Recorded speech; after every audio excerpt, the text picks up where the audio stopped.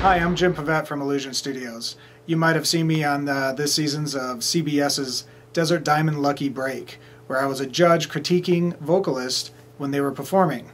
And I've had some contestants come up to me afterwards talking about what is pitch, or what do I mean by sense, or sharp or flat. And sometimes I'm a little bit surprised that here's a vocalist that's really good that doesn't know these terms, which is part of the tools that they need to be aware about while they're singing. So today I'm going to discuss what is pitch.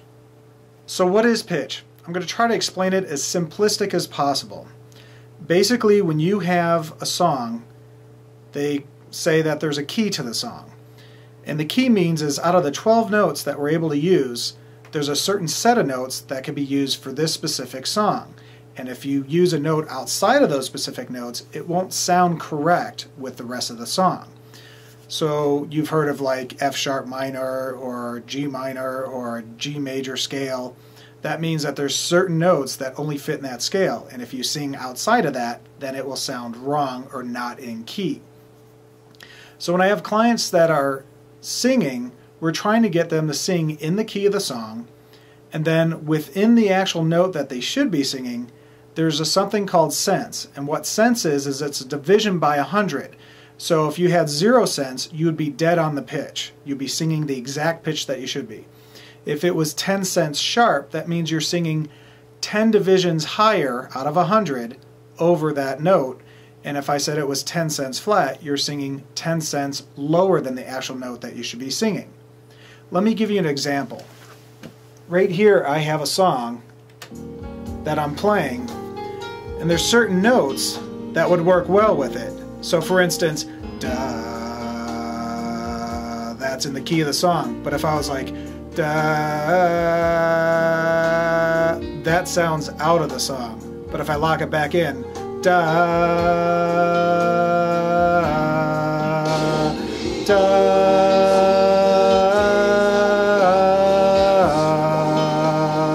So those are all pitches that work with the song. And if you notice, if I kind of pushed a little sharp, then it sounds like it's not really meshing. And sometimes you could actually hear like a boing, boing, boing, boing, boing, kind of a vibrational effect, which is kind of nodes that happens if it's not in key. So I'm going to actually sing something with this song, and then we're going to actually analyze it on the computer so you can see exactly what I'm talking about. So a few years ago, I got to work with Boyz II Men and record a live concert off the China Wall, among other artists. And I'm using one of their songs as an example here for me to sing along with because there's a lot of pitch changes going on throughout the song. And I'm just going to take a little segment and I'm going to put it into a special software that analyzes the actual pitch so we could see what we're talking about, and I'll show you a few different things. And I know I just need one more chance to prove my love to you. If you come back to me, I'll guarantee that I'll never let you go. Okay, so here we are looking at my voice in the analysis software. And what you could see is the beginning of my notes that started out lower. And then as the song progresses, my voice goes up an octave and it's up here. And now if you see this kind of checkerboard look, each one of those, the gray area compared to the white area, is a different pitch, either a half tone or a full tone. And anything in between there, it would be 100 cents to move it from one area to the next area. And as you could see, you know, my vocal performance was pretty decent. But as you could see here, you could see notes that are kind of in between the two areas.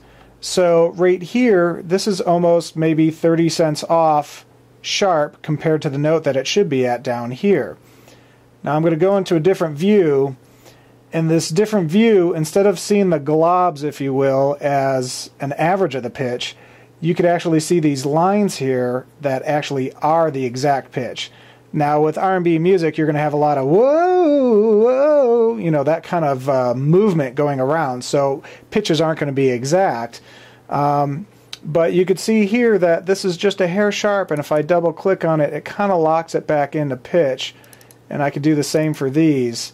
So if we listen to, let's say, before, and I know I just need, and then we lock it in here, and I know I just need one more chance.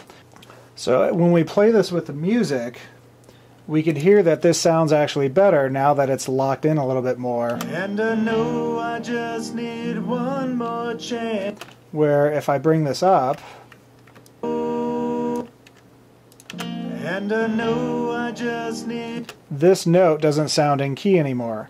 So if I bring it back down, and I know I just need one, and if we go grossly out, you could really hear it's out of key.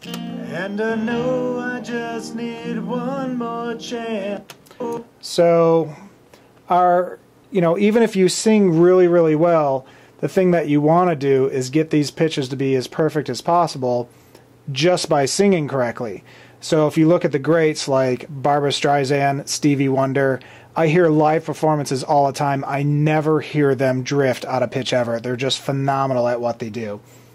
So I'm just going to go through here real quick and just grab a few notes, kind of lock it in a little bit. That one's pretty good.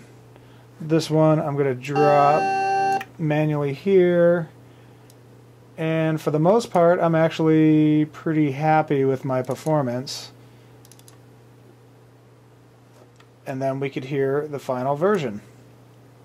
Actually, let's work on this section right here. One more chance.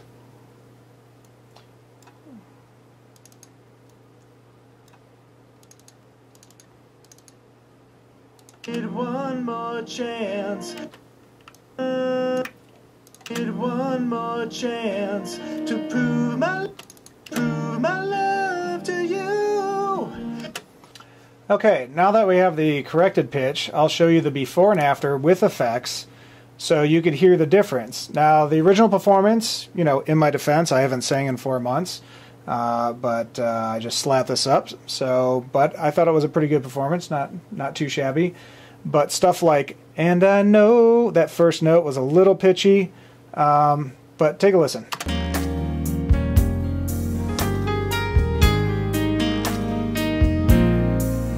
And I know I just need one more chance to prove my love to you.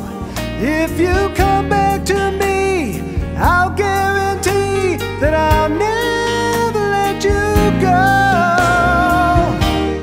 So for me, it's the first, all the low stuff wasn't really that good. No, one more chance, the one's a little iffy. But now if we go to the corrected, where it's perfectly in pitch, you should be able to hear a difference in how much better it sounds. And I know I just need one more chance to prove my love to you. If you come back to me, I'll guarantee that I'll never let you go. So that was a great example of bad pitch, good pitch, and you actually got to see some of the correction tools that we could use to make stuff sound better. However, what's my philosophy? My philosophy is you want to sing as best as possible. You never want to rely on technology. If we need to use technology just to finesse a few little nuances, that's great, and that's kind of where I stand. I use it as a training tool, so even for me as a vocalist, I could get better. With my clients, I'd rather spend the time producing them and getting them to sing better than actually just, hey, sing whatever, and we'll just slap on this stuff and make it sound better at the end. So hopefully this was a great introduction into what pitch is, how to sing better, and what it looks like on the screen when you're off pitch. If you need more information or you'd like to get a hold of us, you could either go to illusionstudios.com, jimpavett.com, or one of our sales sites, purewaveaudio.com.